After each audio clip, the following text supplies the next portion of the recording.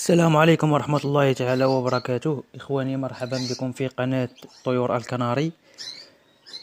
إخواني، لا تنسوا الاشتراك معنا في القناة ليصلكم أي جديد. إخواني، اليوم سوف نتحدث عن موضوع مهم. موضوع حول فترة الراحة. بحيث أنه كما يعلم الجميع فالكناري يعني لا بد له من أن يمر من فترة خيار الريش، وهذه الفترة يعني آه، كما يعلم الجميع فهي صعبة على الكناري، وتجعله يفقد طاقته، ويعني يمر من هذه المرحلة بصعوبة. وبعدها تأتي مرحلة الراحة، لذلك سميت بمرحلة الراحة لكي الطائر يرتاح من فترة غيار الريش، وبعدها يعني كأنه في فترة نقاهة. لكن الغريب فبمجرد إنهاء الطيور لفترة غيار الريش يعتقد المربون أن الوقت قد حان لتجهيز الطيور وتزويجها ودخول فترة الإنتاج. وهذا للأسف تصرف غير لائق، وتصرف يعني آه، قد يسبب العديد من المشاكل في فترة الإنتاج، بحيث أن الطائر غير مستعد وغير يعني جاهز لفترة الإنتاج أو لفترة التزويج. لذلك لا بد من احترام جميع المراحل التي يمر منها الكناري، وبالذات هذه المرحلة الراحة لأنها أطول مرحلة، فقد تستمر إلى شهرين من بعد فترة غيار الريش. لذلك لا بد من احترام هذه المرحلة، لأنها فترة نقاهة، والطائر شيئا فشيئا يبدأ يسترجع قوته، وشيئا فشيئا يسترجع حيويته. لذلك بعد الانتهاء من هذه الفترة يعني تدخل الطيور في مرحلة الإنتاج. لذلك يجب تجهيز الطيور حتى تكون يعني جاهزة لفترة الإنتاج. لكن فترة الراحة هي غالبا تكون في الأشهر الأخيرة من السنة، قبل بداية موسم الإنتاج.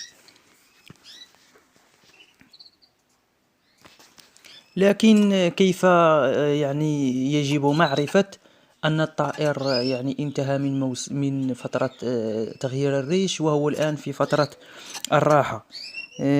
فبمجرد الانتهاء من فترة غيار الريش التي تظهر علامتها بشكل عام يعني بتوقف تساقط الريش، يعني عندما لا تجد الريش متساقط في الغرفة، اعلم أن الكناري توقف عن طرح الريش. كما أن شكل الكناري يتغير، يصبح له شكل الريش يعني لامع، ويعني هناك نظافة حول جسم الطائر، ويعني مرتب، يعني شكلا يعني يكون الطائر مقبولا.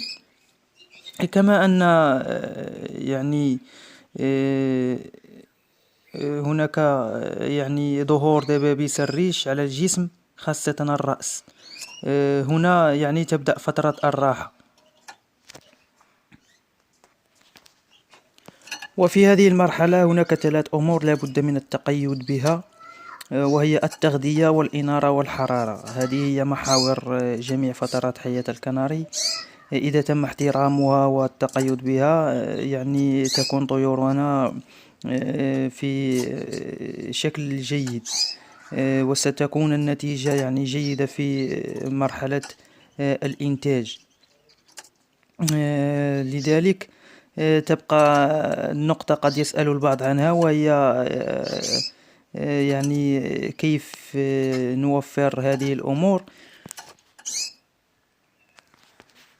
يعني بالنسبة للتغذية، فالتغذية يجب أن تكون متنوعة. يعني نقدم للطيور الخضروات والفواكه والتنويع في الحبوب. والإنارة يجب أن تكون الإنارة معتدلة، يعني الطائر يجب أن يعني ينام 8 ساعات ويستيقظ مع طلوع الشمس وينام مع غروبها.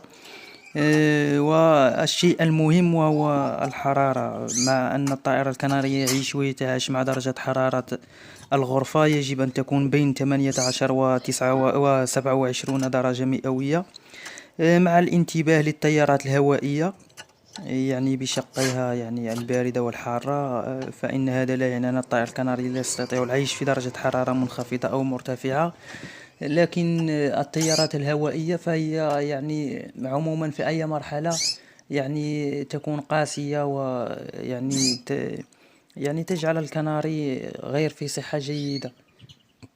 لذلك يجب الانتباه للتيارات الهوائية. على العموم إخواني، كان هذا موضوع اليوم حتى لا أطيل عليكم. لا تنسوا الاشتراك معنا في القناة ليصلكم أي جديد، وإلى اللقاء في فرصة قادمة إن شاء الله.